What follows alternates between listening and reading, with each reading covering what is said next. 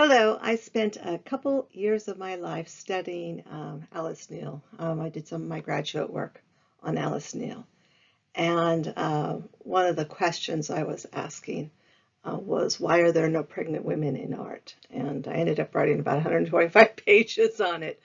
Um, Alice Neel was born in 1900. She lived till 1984. She did gain fame in the latter part of her life. Even so, she was more well known on the East Coast. She was hardly known on the West Coast. Here is a photograph of the artist, a self-portrait of the artist, and self-portrait of the artist. At first glance, you look at it and you go, oh, that's a sweet little old lady, and she's holding a crochet needle. No, she's holding a paintbrush. And she's painted herself with complete honesty. Uh, Gravity has happened. She even has a somewhat malformed foot, and she painted that too. You can see that malformed foot right in the foot that's closest to you. That's a signature chair. That's a chair that she did a lot of portraits in. She's most known for her portraiture. She was working in a time when the abstract expressionists were very active. People were doing abstraction. They were not doing portraits. So this is a picture of her being interviewed with Johnny Carson in the 80s. Johnny Carson, for those of you that don't know, most of you should, but some won't. Johnny Carson was king of the night show, really. And so he's been gone a while now. But this was a particularly funny interview. And she was just really, really saucy and fun and playful. And I think she's a woman I would have really wanted to get to know. When I originally started my research, I was researching on Mark Tansey. And the gallery that I was trying to get images from wasn't very cooperative. It wasn't like now where you had the internet and you had public domain and other things. But I just hit a wall, and one of my advisors said, exactly why are you writing about a male artist when you should be writing about a female artist, since you're a female artist? And it's pertinent because women have been so underrepresented. And she was right. I went, oh, yeah, you're right. So that indeed is what I did. So Alice Neel. Human beings were Alice Neel's favorite subject. One of the exhibitions that was fairly recent, I think, was called Collector of Souls. And I think that fits. She was very interested in people.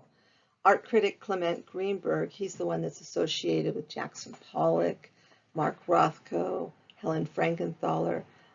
This was his daughter. And I think this is one of her more endearing images. This is Sarah. She looks like she's about ready to just get up. And this was a work that was done in 1967.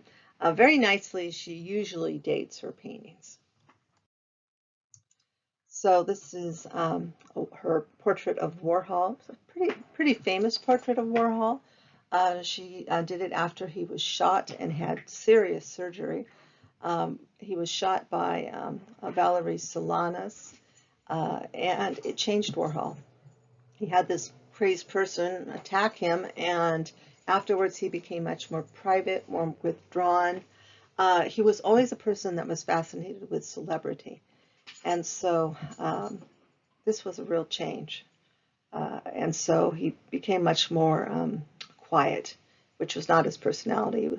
He was very well known in the streets of New York. People were always wondering what he was doing. They were interested in the factory. He was a character. And this really shows his vulnerability. It shows him getting older. And there's a strong contour line in Alice Neel's work. That's that outermost line. One of the first things she would do is that contour line. Just sit there and do this, practically looking at her sitter. And so here we see the vulnerability of all those stitches and the corset he's having to wear. And frankly, I was really surprised he even sat for this, because he was pretty careful about his image. And in any case, I think it says a lot about their relationship and him trusting her enough to do this. But again, she was a people person. She wasn't always nice. She sometimes had a reputation for being malicious. So sometimes her nickname was Malice Neel or Malice Alice. Yeah. She actually did not consider Warhol a particularly talented painter. She considered him a great advertiser. Certainly, he was a great marketer and promoter of his work.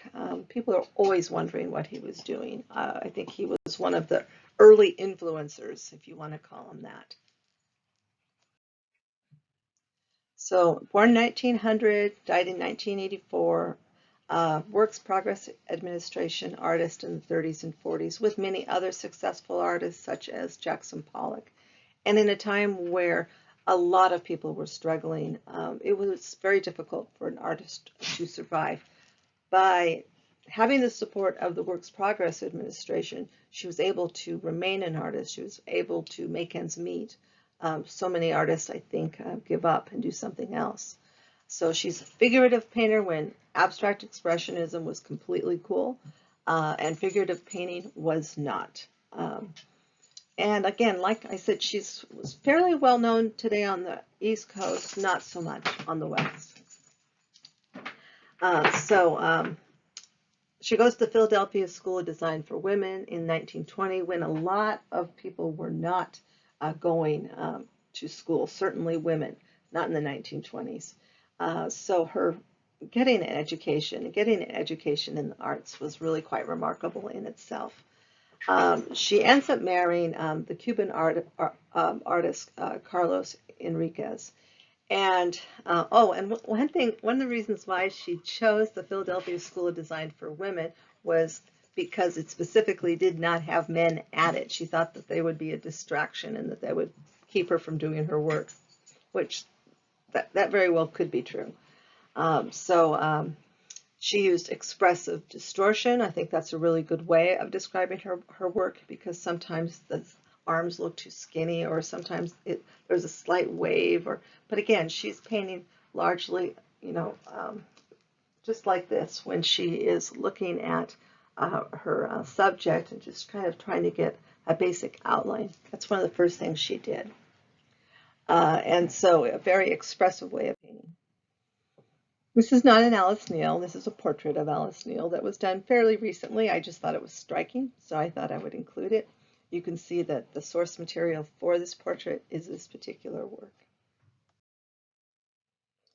So she was married to Carlos Enriquez Gomez. He came from a very wealthy, comfortable family. He was a Cuban avant-garde artist. They would go and they would paint together, and they had a daughter, a baby daughter named Santa Lana. When after they returned to New York, she catches diphtheria and she dies. And so her work shows a real preoccupation with pregnancy and motherhood. And I think you can link that to her history. She didn't have good luck with her girls. She lost a baby daughter when Isabella was born. After they ended up getting a divorce, she was going through a very difficult time. She was unstable. Her finances were unstable. And she ends up hospitalized. I think it was probably the better decision for Isabella to go and remain with Carlos Enriquez Gomez's family. But it would have been a very hard decision at that. But her paintings definitely suggest a very strong connection with family, friends, neighbors. Again, I think she really was interested in people. So Neel considered Futility of Effort one of her best works, one of her more important works. And here you have a child's head that's been trapped in the slats of a crib. She'd read about it, I think in the New York Times. And it really, really had resonated with her, the tragedy of it, the senselessness of it, as this child strangles in her crib. And I think it showed the vulnerability of life. And, you know, things happen, difficult things. And if you look, there's just this very, very simple line, this very, very simple suggestion right next to that uh, straight line going down. And it looks like the shadow of death is just right around the corner. And it's just a real soft, just subtle sketch. It's a completely different work than anything else she did, really, which I really think it's interesting that it's almost a simple line drawing, that she considered this her best work. Wouldn't have been my choice, but this is what she said was her best work. So she said she grows up in small town America in Pennsylvania, in Colwyn, and she's born, like I said, in January 28th, 1900, right with the birth of a new century. She said she was born an artist and she didn't know why. She said, I never could figure out why. She said that the town was so boring and that she didn't like small towns. In fact, she lived in the big city most of her life. And so she said she'd sit on the front porch and practically pray for her heart to stop beating because it was so boring. Okay, so I mean, it's a very strong comment about how boring it was and that it was a place that there wasn't art. Her mother was interested in different subjects, not particularly art, but she was willing to support Alice in that endeavor, which doesn't always happen with artists. This is a portrait of Nancy. Nancy is her daughter-in-law in the 80s, and her Nancy was married to Richard, one of her sons. And Nancy, in an interview, she talks about how important Nancy was to her. That Nancy was her best friend. Nancy came and visited her. She lived 7 blocks away. She was very close to Nancy. And I talked for a couple hours on the phone with Nancy. A really interesting woman, really strong accent, a New York accent. And um, so she becomes important, and I think some of her most important images that she creates are indeed of Nancy. And one of the reasons why I found Alice Neel appealing is because of the way she records motherhood. She is the opposite of Mary Cassatt. She shows tired mothers. She shows exhausted mothers, frankly. She shows that motherhood is hard. And I think that more people need to understand that. There's not all hearts and flowers. It's hard work. Gratifying, absolutely, but hard work. Again, let me move on. So the Philadelphia School of Design is now Moore College of Art and Design. So here's a picture of Isabella with Carlos's family. And so she was estranged from her daughter for a while. Again, she really suffered from depression. The 30s were difficult for her. She does get to paint Isabella when she was 6, and she comes and visits her. And unfortunately, that painting is no longer extant. It was destroyed. In fact, a couple hundred of her works were destroyed by a man named Ken Doolittle. We do know what that painting looked like, and so and I love this painting. Isabella Neel, hands are on her hips. She looks strong. She looks confident. Um, Piercing blue eyes, just like Alice Neel, and then this beautiful olive skin. And I think that's one of the things that I find most appealing about Alice Neel is Alice Neel was interested in people of all different colors, all different social groups, all different classes. She was just interested in people. And this is in a time period when that was not always true, not of a white woman. Again, let me move on. This is 1930. So here's a larger image of fertility of effort, which again was what she considered her masterpiece. But it's so very, very simple.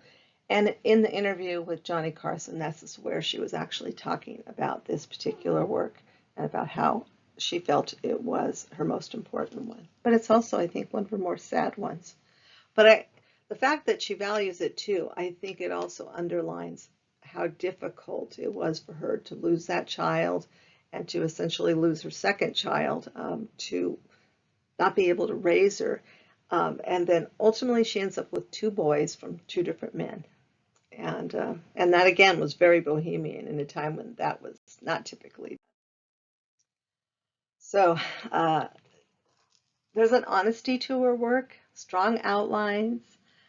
This is from the New York Times. A plump, witty woman with a round face and twinkly blue eyes, Neel had none of the gaunt linearity one expects of old-time bohemians. The painter Joseph Solomon said she looked like a dairymaid.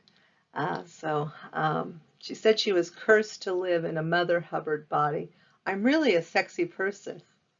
I love that quote. She had a great spirit, a great lively spirit. She was certainly a very pretty young woman. You see that in her pictures. And certainly she had no trouble attracting men. She definitely has that early experience. Now, I'm going to talk a little bit about pregnancy. Not too long ago, just over 100 years ago, women were confined for part of their pregnancy. When they started to show, they literally would stay inside the house. Sometimes they would only stay in a room or two of the house. They literally would be confined. They would be put aside because they'd be showing, they'd be pregnant. It would be very, very clear that they'd been having sex. So in any case, this was commonly done, and you don't have a lot of images of pregnancy in art. Not really. There's Gustav Klimt did a pregnant nude. Alice Neel did a number of them. But pregnancy, unless it's biblical, like the Virgin on a donkey, you don't see a lot of it. Not at all. The expectant woman's body was not considered beautiful. The woman's body was considered vulgar, shocking. Enceinte, women were cloistered, hidden from view. Often they were, again, just confined to only a few rooms, almost like pregnancy was a punishment somehow. And this couldn't have been good for the baby. These maternity corsets look like torture devices.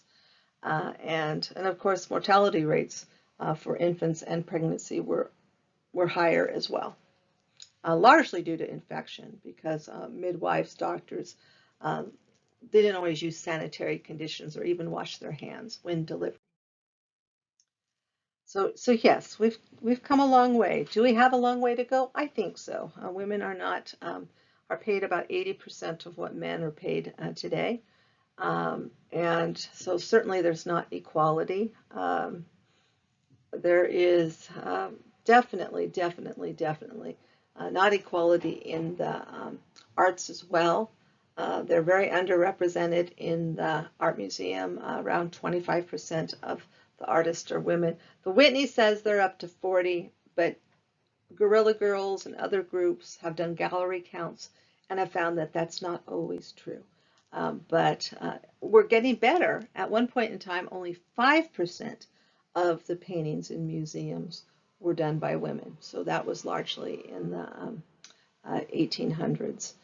So by the 1900s, we're starting to get a little bit more women in the arts. But even so, there weren't a lot.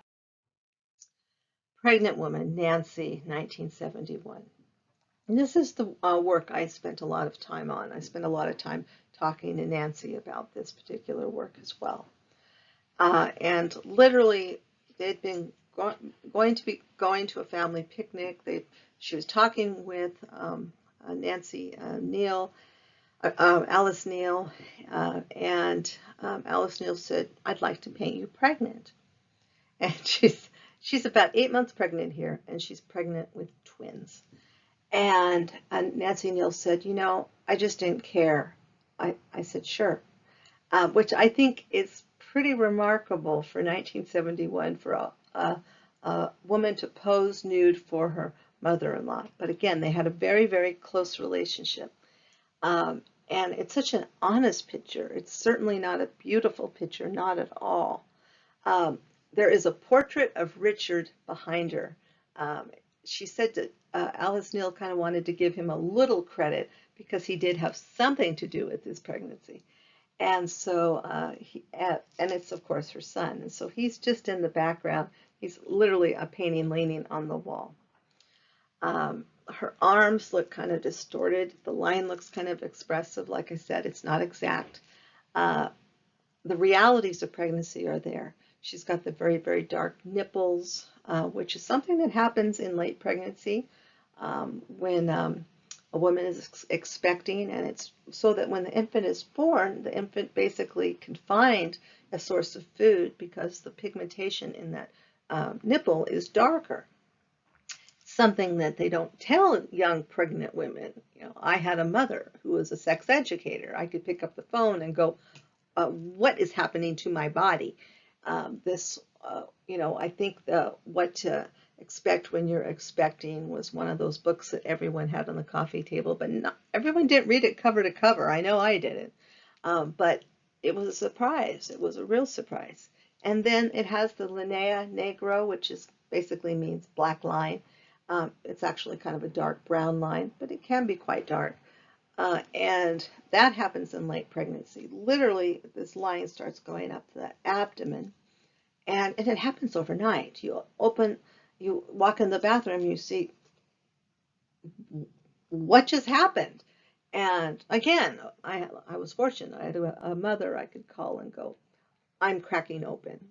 I'm like a friggin' cantaloupe. I'm cracking open.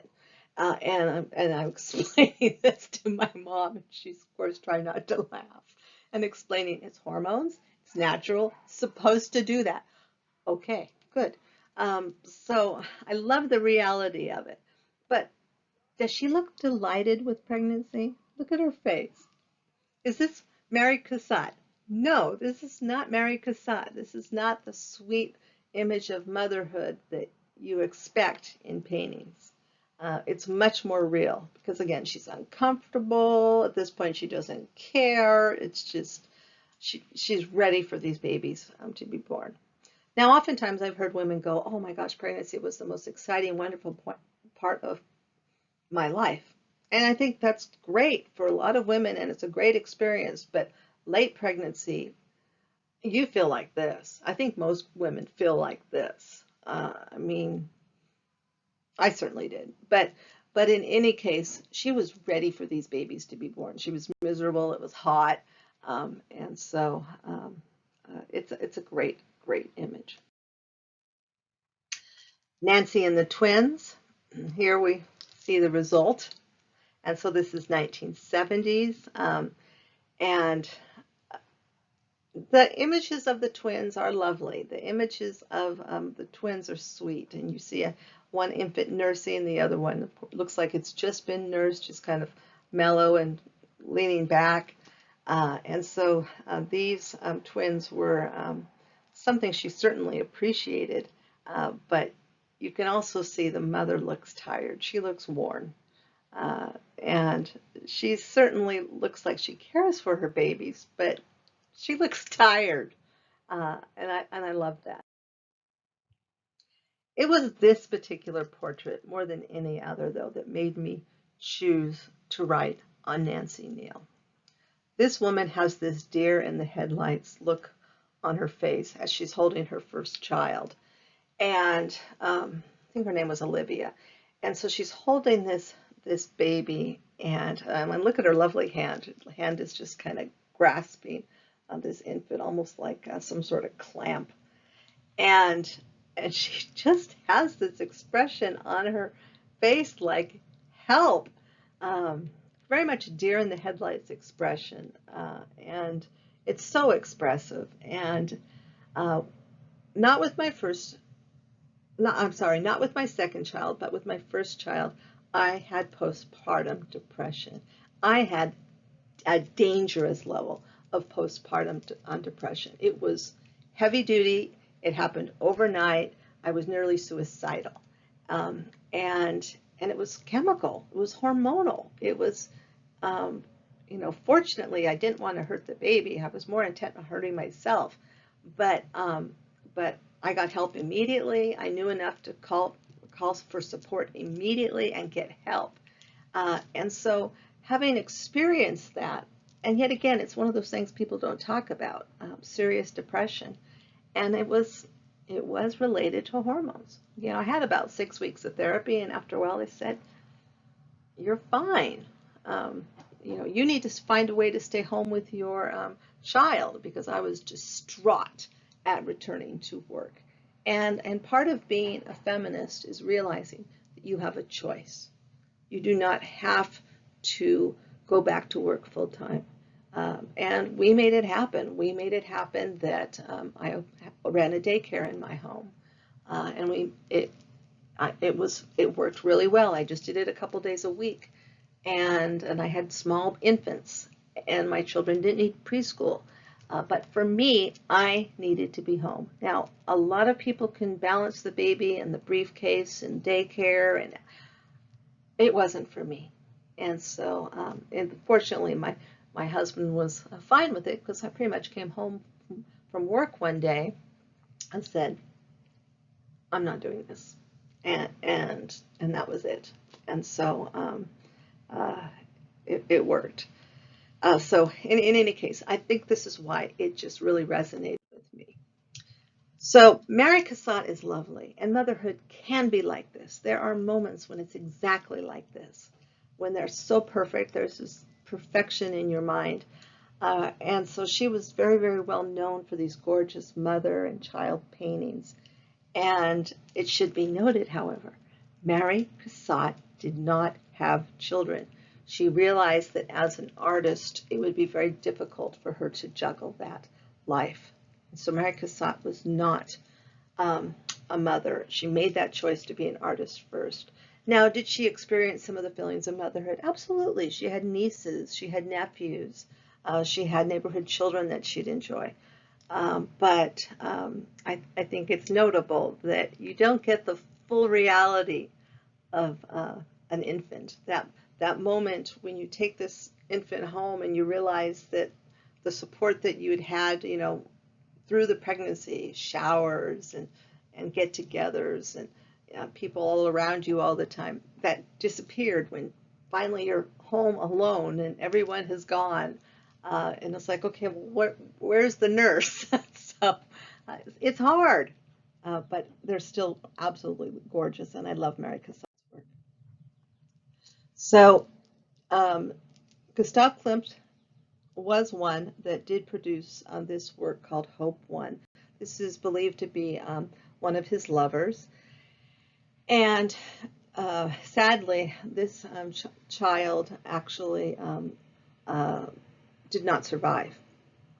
And it's interesting that in the painting you even have death imagery, because they realized in the early 1900s that infants often did not survive. The infant mortality rates were very high.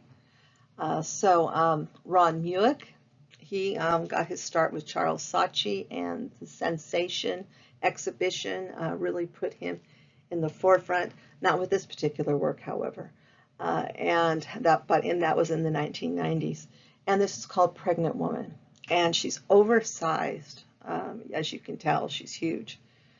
And she's very pregnant, 8-9 months pregnant. And she looks like she's standing in the shower. And it's just such a realistic depiction of motherhood. I loved it when I saw it. But again, this is what I was studying. This is what I was interested in.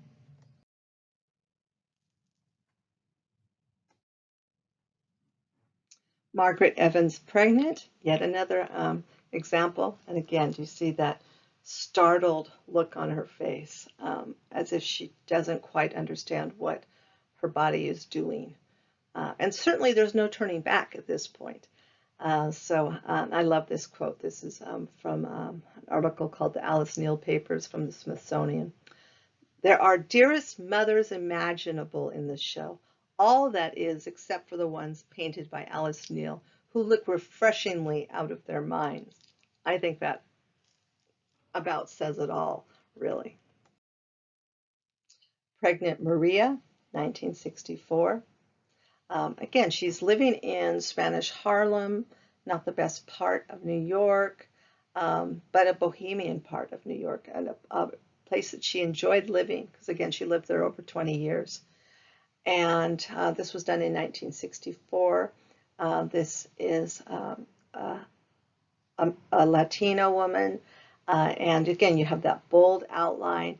Her body type is compact. It's a little different than the ones that we've seen. Her arms look tiny in proportion to the rest of her body, but it's just so bold. It's so wonderful.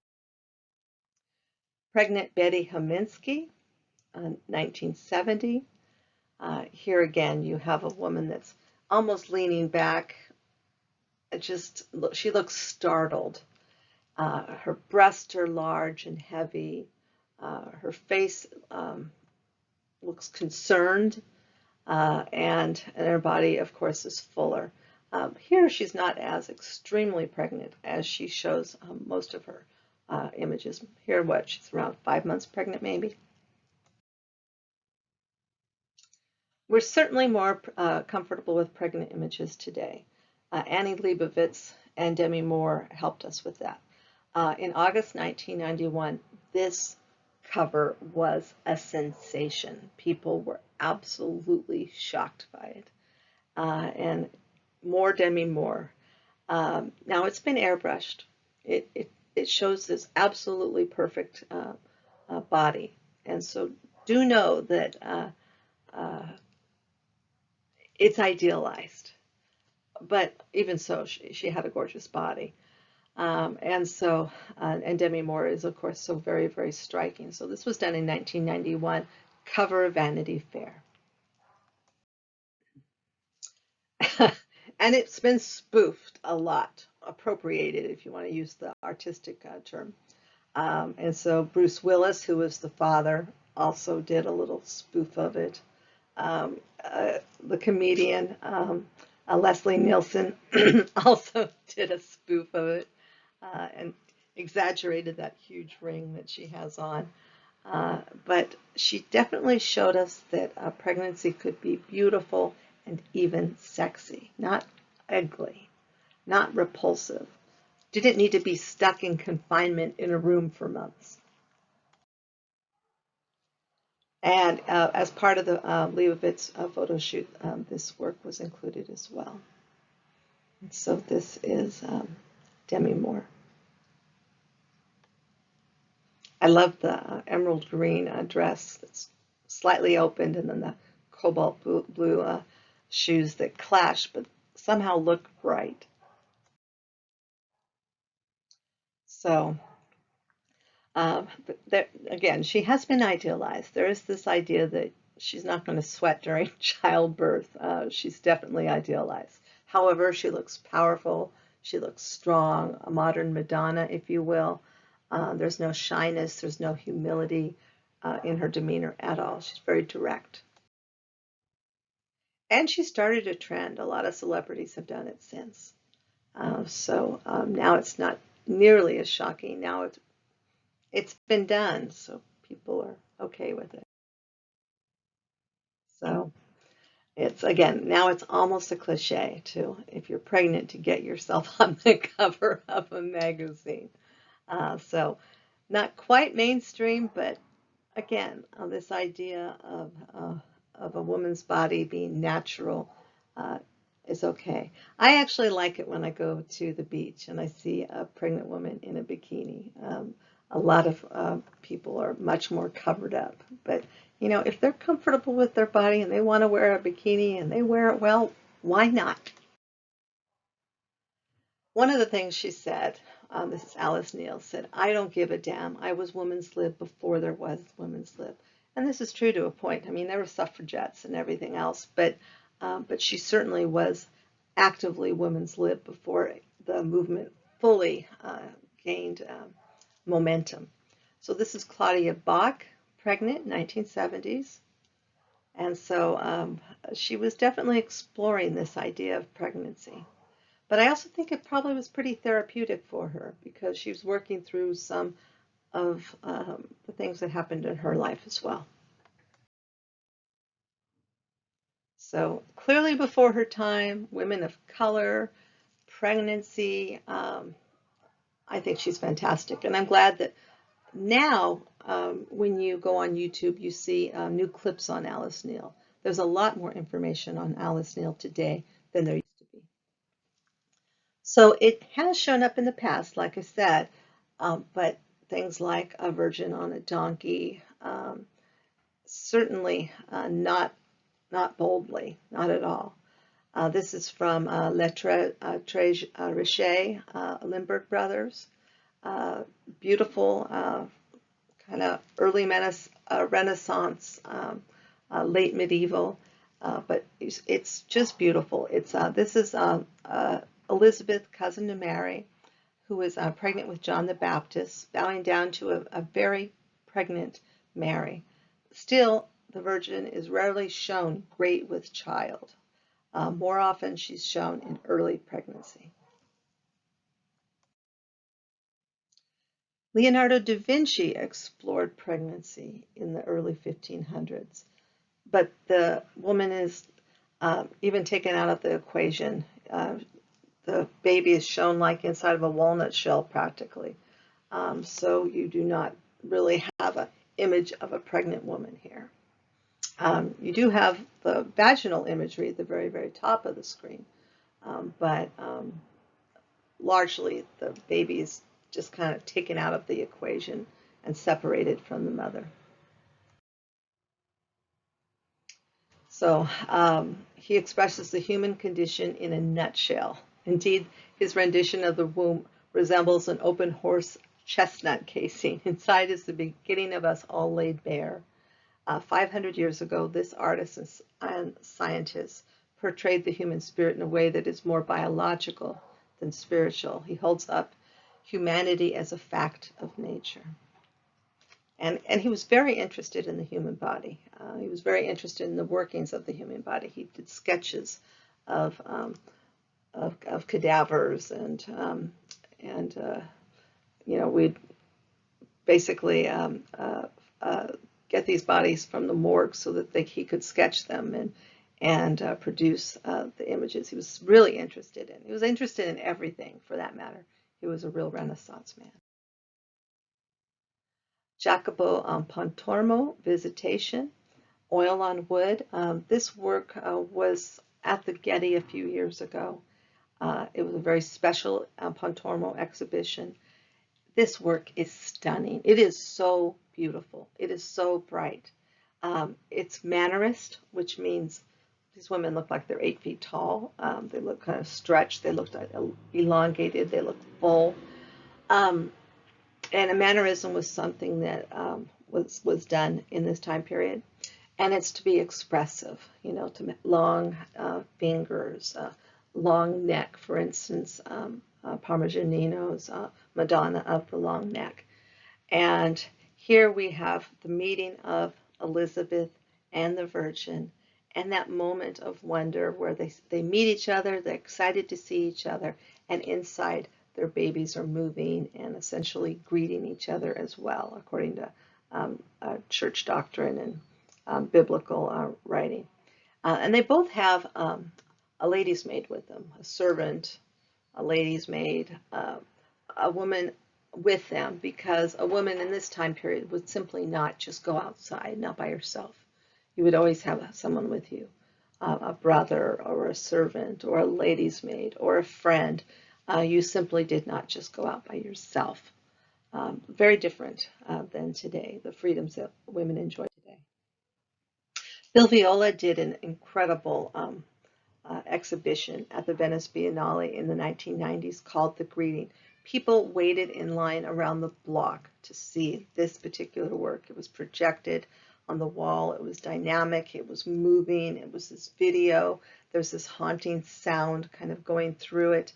And it's kind of creating this mystical spiritual moment. And I'll look for a link. Sometimes it's hard to find. I do have a video of it, but um, to find an actual link might be a little tricky. But I can certainly get a little clip from it. But it's fascinating, and basically it's been modernized. It's Pontormo, which he actually used as inspiration. Part of the inspiration came from Pontormo, and it's the fabrics are moving. They look more contemporary.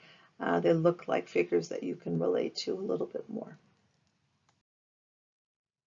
Vermeer, uh, beautiful, sensitive portrayal of a pregnant woman here. Probably his wife. She had 15 pregnancies, 11 survived, and so this would have been before its time as well. Uh, A Vermeer often has maps in the background that often are very quiet, contemplative, and here you have a woman reading a letter. Letters are often a theme in his work as well. And so here indeed you have a woman great with child. She's beautiful, she's elegant. We don't know for sure that it's his wife. I just think that if a woman had 15 pregnancy and her husband was an artist, it's a really good possibility that indeed is who it is. His works have a poetic sensibility to it. His work is really, there's nothing quite like it. Uh, Absolute serenity. They're just beautiful.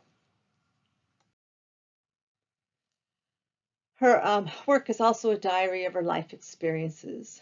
She did not make a lot of money since she often painted friends and people who did not pay her. This is Linda Nochlin and Daisy, and a detail of Linda. Linda Nochlin is important because she is the woman that wrote "Why Are There No Great Women Artists?" It's an important document about why are there not more women artists, and I'll put a link on there because it is an interesting read. It's not very long either.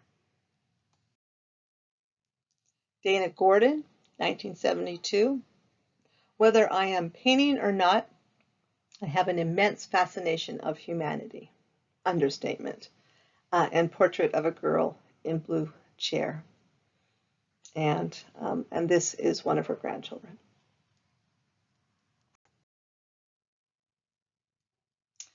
Carmen and Judy. This looks like an older mother. So here you see um, this a woman that was probably a neighbor, because again, she was painting pictures of her Spanish Harlem neighbors. And she said, I love to paint people who have been torn to shreds by the rat race in New York. And so she just wasn't afraid to paint reality, to paint life as she knew it, and to paint life as she experienced it. And I think she's an artist to be admired. And I hope you'll look at some of the clips as well.